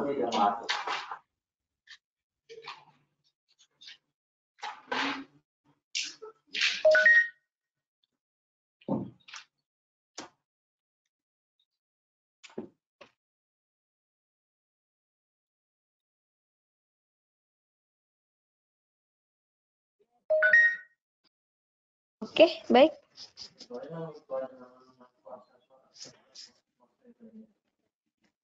Gimana, Bapak Ibu? Kalau tidak ada hal-hal lagi, ada nggak questionnya? Oh, udah. Kayaknya insya Allah paham aja ya, Bapak Ibu ya, masalah tentang swaklola ini, terutama tipe 1, 2, 3, dan 4. Jadi kalau 2, 3, dan 4 itu jangan lupa ada MOU sama ada kontrak swakelolanya.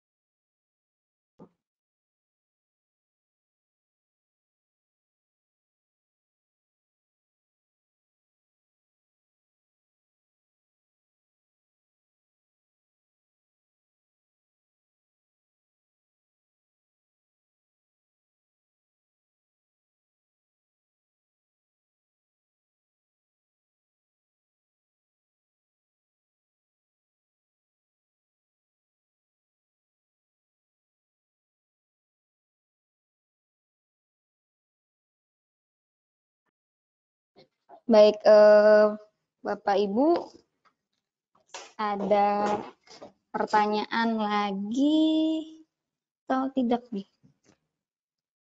Oke, dari Pak siapa nih? Pak Pribadi Utomo. Ya. Saya wajah saya kok muncul. Saya kaget sendiri lihat wajah saya. Saya memiliki pertanyaan dari Pak Pribadi Utomo ya. Saya memiliki pekerjaan dak pertanian. Juknisnya swaklola tipe 4, tetapi desain sudah di pihak ketiga dengan dana DAO. Jadi kelompok tani tinggal pelaksanaan di pengawasan. Bagaimana itu? Wah, kalau tipe 4 ya, tipe 4 Bapak Ibu. Tipe 4 Pokmas itu hadir nggak cuman mengawasi, dia juga ikut bisa jadi loh sebenarnya anggaran itu muncul karena adanya proposal dari Pokmas. Kalau misalnya di dalamnya ini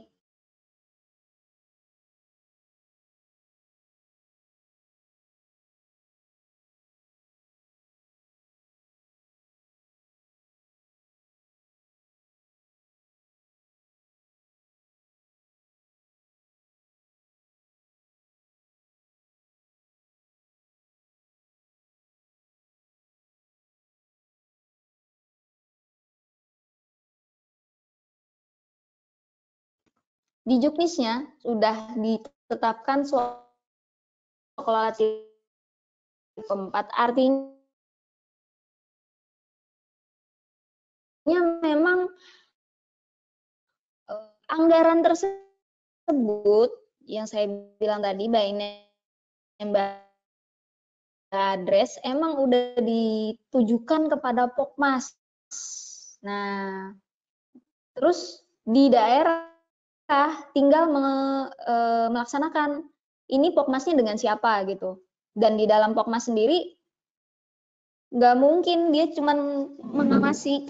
Kalaupun ada, itu penyedia yang mungkin kayak tadi, mungkin dia menyediakan hand tractor atau dia menyiapkan bahan bangunan, hal-hal kayak gitu ya memang nggak mungkin disediakan oleh Pokmas gitu. Kalau untuk pada saat POK dengan PPK ini bikin tuh ya berperjanjian bahwa kamu ini ya tolong ya Pokmas kelompok masyarakat petani ceria misalnya, tolong ya kalian kerjakan ini proyek yang namanya misalnya Sasi tadi. Nah, di dalamnya itu nggak mungkin PPK yang nunjuk siapa tim persiapan, tim pelaksana maupun pengawas, nggak mungkin. Karena PPK-nya pasti nggak kenal kan gitu. Nah, pasti Pokmasnya yang menunjuk. Oh, ini tim persiapan si Pak Budi misalnya. Atau tim persiapan si A, si B. Nah, tim pelaksana si C. Ya, artinya memang Pokmas ini yang lebih mengetahui siapa tim di dalamnya yang memang cocok di situ. Karena apa? Kalau misalnya tim pengawas ditaruh misalnya kayak saya gitu, kayaknya si pimpinan Pokmasnya mungkin nggak percaya, oh emang bisa gitu. Jadi mending kalau pengawas apalagi di desa gitu ya kan, kadang bisa aja melibatkan kayak tetua adat yang artinya mereka tuh yang dituakan gitu, yang artinya mereka bisa ketika ada masalah itu mereka tuh bisa buat ini loh, oh memberikan kebijakan atau solusi kayak gitu. Karena pernah nih kejadian kayak gini, ada swaklola, saya bilang lapor polisi aja, nggak bisa Bu. Oh berarti ya yang ngambil orang di situ, orang desa situ. Ya gimana caranya ya? Ya kita ini dong, kita ajak kerjasama lah sama pimpinan Pokmasnya. Di Pokmasnya misalnya di desa atau di kampung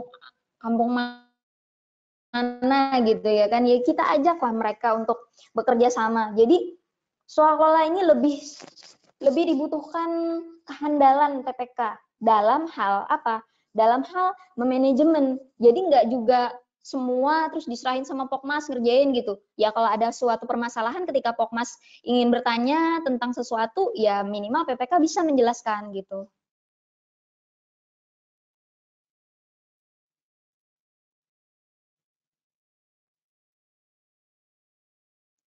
Gimana Pak Pribadi Utomo? Nih mikrofonnya saya buka nih. Wah saya yang ngomong sendiri, saya yang moderator sendiri. Nggak apa-apa ya Bapak Ibu ya.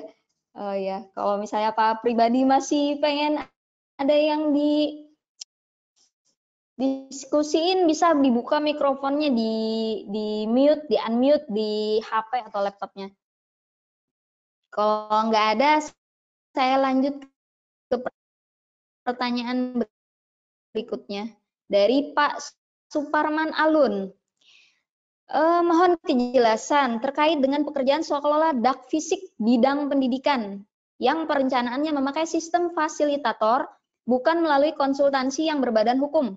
Gimana cara dan mekanisme perekrutan fasilitator? Pak Suparman, mana Parman? Pak Suparman, saya kurang begitu ini. Tolong dibuka mikrofonnya Pak Suparman. Halo Pak Suparman. Ya, halo Ibu.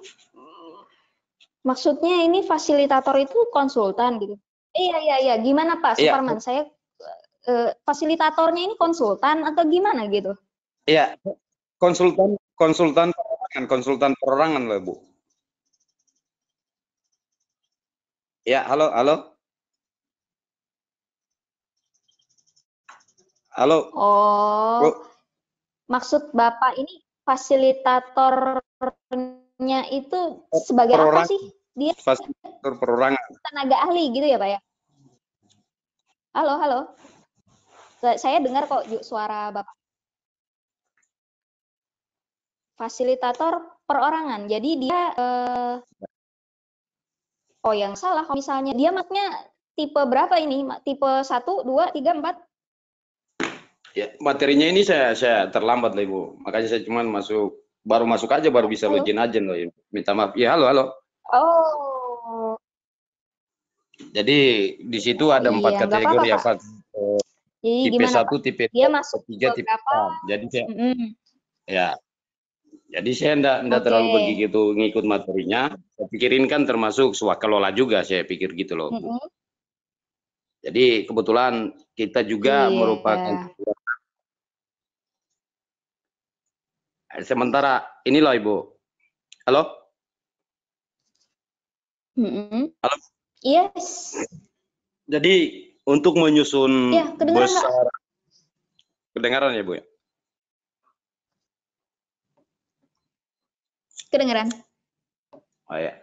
Maksudnya gini, terkait dengan Kedengaran kok Pak. penyusunan RAB-nya Ibu ya. Dalam hal ini otomatis PPK panitia harus menyusun HPS.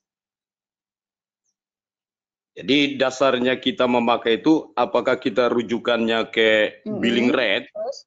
BMK, BPKP, atau Permen PU, Bu. Sistem penggajiannya, Bu. Minimal pakai permen PU Pak, kalau dia konsultan. Di satu sisi pada saat pengusulan Minimal pakai rencana, permen PU. oke kita putuskan memakai Permen PU. Tetapi di saat pengusulan rencana kegiatan, perencanaan dinas memakai hitungan billing rate. Anggarannya dipotong. Enggak dipotong Ibu. Dia memakai Oke, Inkindo berarti harganya naik ya Pak? Iya, otomatis naik kalau kita perbandingkan dengan permen PU. Harganya jadi naik gitu ya? Iya, anggarannya naik. Sehingga saya sampaikan kenapa kita tidak memakai konsultan saja. Kan gitu loh Ibu. Jadi mohon penjelasan Ibu. Iya. Oke. Ya, dari pertanyaannya Pak Suparman ini, kegiatannya bisa jadi masuk di swaklola tipe 1. Nah, konsultan tadi masuknya sebagai tim sebagai tim pelaksana dan tenaga ahli di dalamnya gitu Pak. Jadi dibayarnya kalau misalnya duitnya cukup untuk yang Inkindo tadi, silahkan Pak pakai, nggak masalah.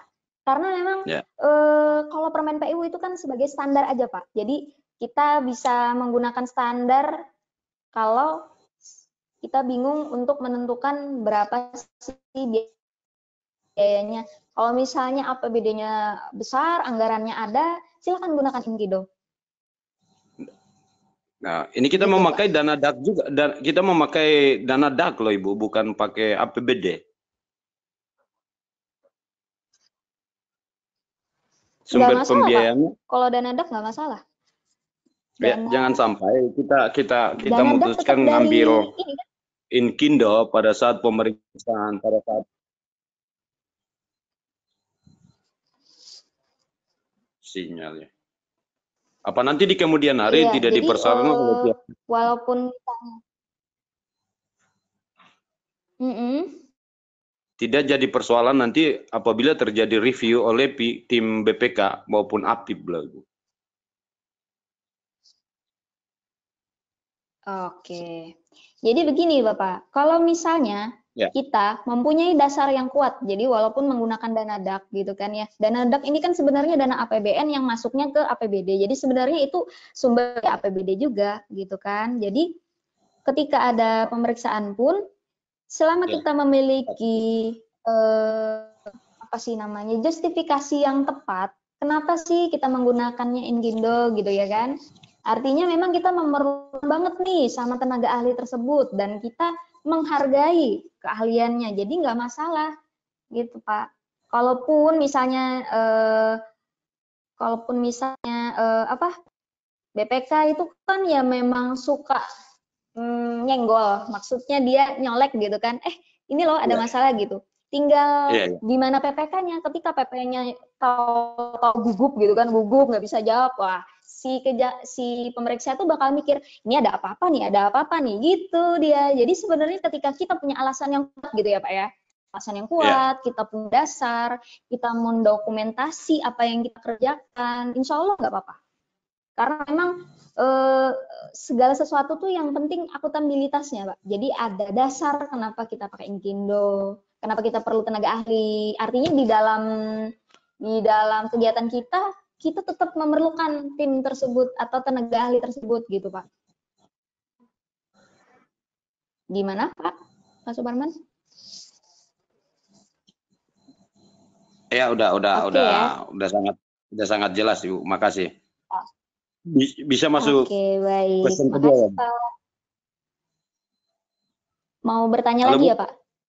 Iya, lanjut aja, nggak usah ditulis, boleh ya? Terkait dengan pekerjaan fisiknya. Boleh. Oh, ya. Terkait dengan pekerjaan fisik, nyatanya di Juknis sudah mengatur pekerjaan yang diswakelolakan otomatis yang ngerjakan pihak sekolah dan melibatkan pihak komite sekolah. Tetapi kenyataan di lapangan ada pihak ketiga dilibatkan. Itu saya selaku pemegang kegiatan kira-kira itu gimana? Apa itu sesuai aturan dibolehkan atau gimana Ibu? Oke. Jadi memang saya pernah berdiskusi hal ini. Jadi memang Juknis dari Kementerian Pendidikan ya Pak ya, itu harus melibatkan komite sekolah kalau nggak salah. Sedangkan komite sekolah itu Pokmas bukan Pak? Bukan Pak. Dia bukan Pokmas, dia juga bukan Ormas. Jadi dia nggak masuk ke swakelola tipe manapun. Kalaupun dimasukkan sebagai swakelola tipe 1, kayaknya yang mengerjakan harus pihak sekolah, tapi apakah pihak sekolah memiliki kemampuan melaksanakan pembangunan itu? Kan nggak mungkin, Pak.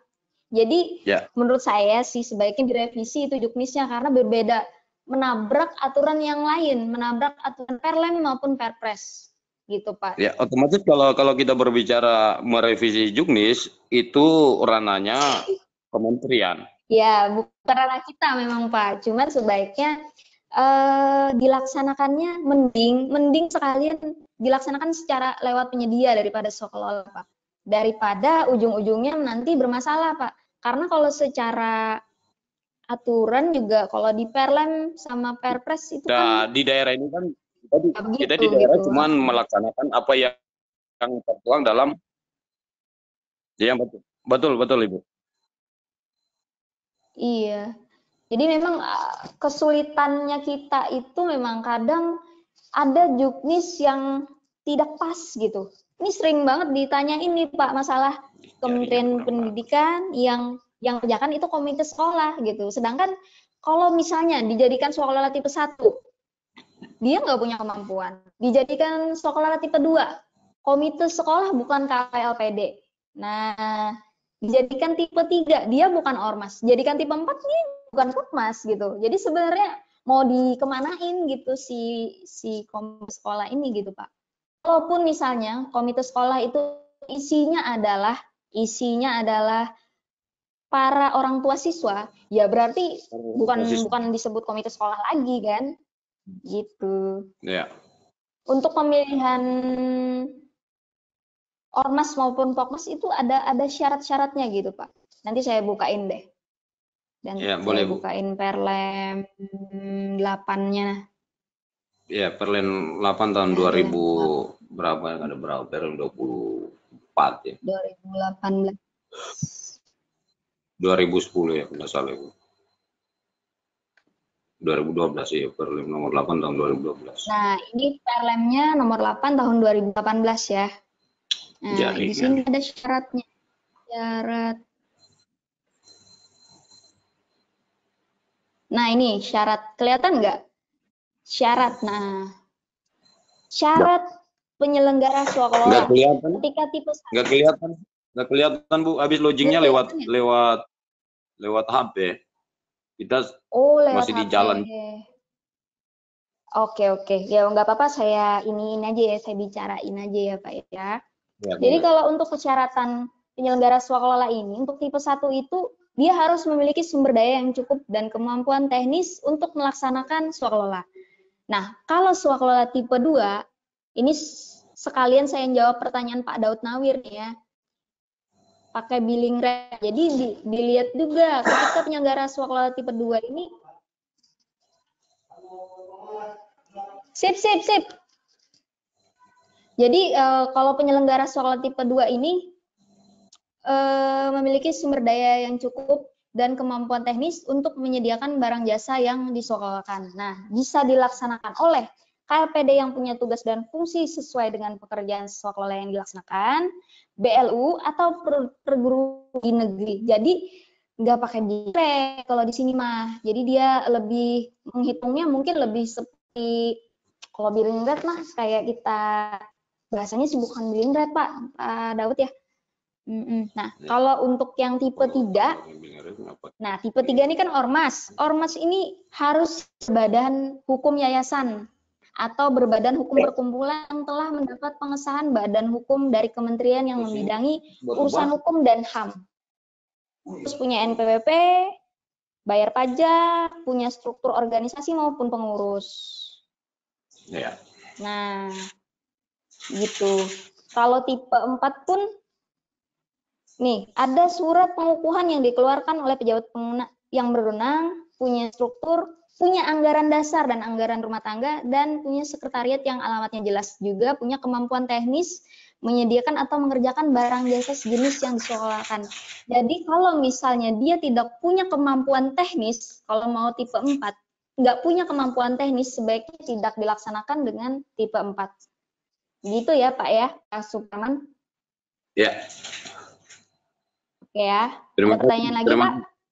Terima kasih atas penjelasannya. Ya, sama-sama. Oke, baik Bapak Ibu. Oke, Pak Daud Nawir. Ini tipe berapa tadi ya? Saya lupa. Tipe 2. Bentar ya.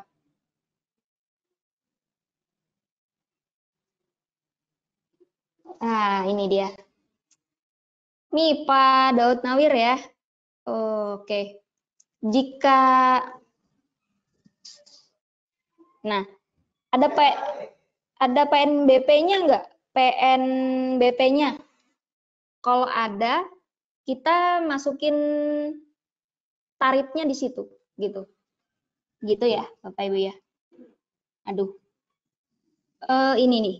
Dalam hal kementerian, lembaga perangkat daerah pelaksana swaklola, ketika mempunyai standar biaya yang ditetapkan sebagai PNBP, maka penyusunan RAB itu berdasarkan tarif yang telah ditetapkan dalam PNBP tersebut. Gitu, Pak. Nih, bisa dilihat di halaman 9 di Perlem 8. Oke ya, Pak Daud Nawir ya. Kira-kira ada lagi yang ingin ditanyakan Bapak Ibu? Kalau atau Pak Daud Nawir ingin berbicara langsung dengan saya? Silakan Pak Daud Nawir. Iya, makasih Bu. Iya. Ya, Iya Pak. begini Mbak Muti, kita ini juga kan pelaksana perguruan tinggi. Kebetulan saya dari perguruan tinggi Bu. Nah, biasanya BPK, Ya, lanjut. itu tiap tahun selalu mempertanyakan dasar penentuan honor untuk tenaga ahli. Nah, kalau di perguruan tinggi itu memang ada PNBP, tetapi kan kalau di daerah kita kan kerjasamanya dengan pemerintah daerah nih Bu. Nah, billing rate-nya itu dasar kita menghitung untuk tenaga ahli, dasarnya itu kita mau pakai Inkindo tidak mungkin kan Bu, karena terlalu tinggi, namanya swakelola kan. Lalu kita mau menggunakan standar biaya masukan atau SBM juga tidak dimungkinkan gitu. Nah, oleh sebab itu ini setiap tahun selalu menjadi persoalan adalah PPK-nya selalu ditanya dasar untuk penyusunan EAB-nya itu untuk tenaga ahlinya itu dasarnya apa gitu. Kalau yang lain sudah nggak ada masalah seperti ATK dan lain sebagainya. Gitu Bu Mutia.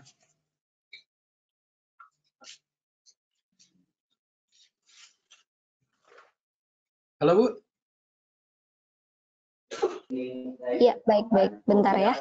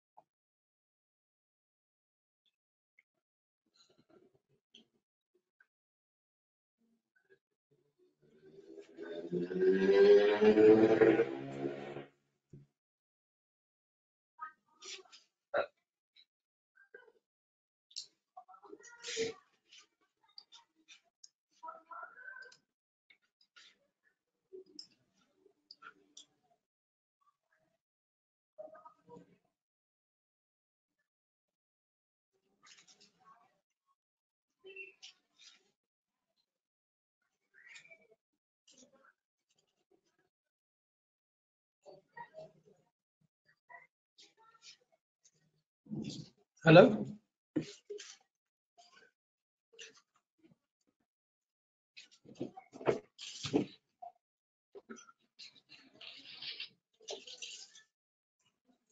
Halo. Tes. Ya. Tes Pak Daud. Mohon maaf tadi saya dipanggil bos. Gimana iya, tadi Pak? itu, Pak? Iya, kewajiban bayar tenaga ahli ini ya tadi Pak ya. Jadi kalau Ya, misalnya di dalamnya itu kita sebelumnya di tempat Bapak itu kalau misalnya belum menerapkan tarif berdasarkan PNBP, jadi bisa aja membayarnya itu dengan dasar kontraknya. Jadi kita bisa membuat kontrak di dalamnya, jadi di dalam kontrak itu ada hal-hal yang kita isi, misalnya kayak misalnya gini, kita bikin kontrak itu di dalamnya ada biaya narasumber, ada biaya bahan, alat segala macam, bahkan biaya tempat. Nah, gitu Pak. Jadi kalau misalnya belum ada, bisa dimasukin ke kontrak, tapi kalau misalnya udah ada bisa ngikutin tarif yang di PNBP gitu Pak. Soalnya kan sebenarnya ketika kita bikin RAB saat swaklola ini sebenarnya kita sudah tahu berapa sih biayanya, berapa sih gaji tenaga teknis, berapa sih upah tenaga kerja, berapa sih honor narasumber, kayak gitu Pak. Atau honor tim penyelenggara swaklola. Gitu. Iya, ya Mbak Mutia. Oke. Ya, terima kasih Mbak Mutia. Ada yang ditanyakan lagi Pak Daud? Maaf ya, Itu agak dulu. lama tadi. Terima kasih ya Mbak. Oke, baik. Oke, baik Bapak Ibu, kira-kira ada hal-hal yang pengen ditanyain atau didiskusikan lagi gitu?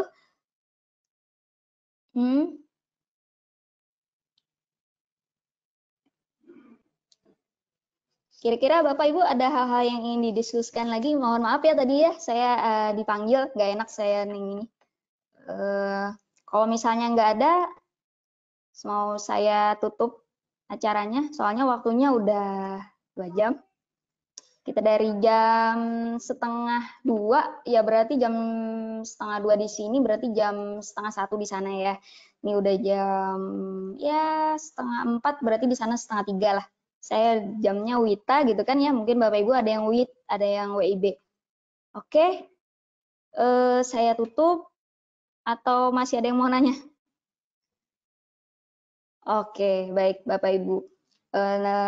Selanjutnya nanti mungkin kita bakal ketemu lagi, tapi saya jadi moderator gitu ya Bapak Ibu ya, saya tutup aja ya. Kalaupun ada hal-hal yang pengen ditanyain, bisa nanti kita diskusi lebih lanjut di chat atau di email maupun via telepon ya. Saya minta maaf apabila ada kekurangan dalam hal menyampaikan materi, mungkin ada hal-hal yang perlu atau kayak form atau berkas, nanti mungkin bisa di-share, saya share ke email, jadi bisa chat aja ke saya. Oke, saya cukupkan ya Bapak Ibu ya. Oke. Nomor WA saya 0812 9 1-nya 4 kali 070. Emailnya, mana sih slide saya? Ini, kelihatan nggak? Nah, ini email saya, blog saya. Mudah-mudahan Bapak Ibu berkenan. Saya tutup acaranya. Wabillahi taufiq wal hidayah. Wassalamualaikum warahmatullahi wabarakatuh.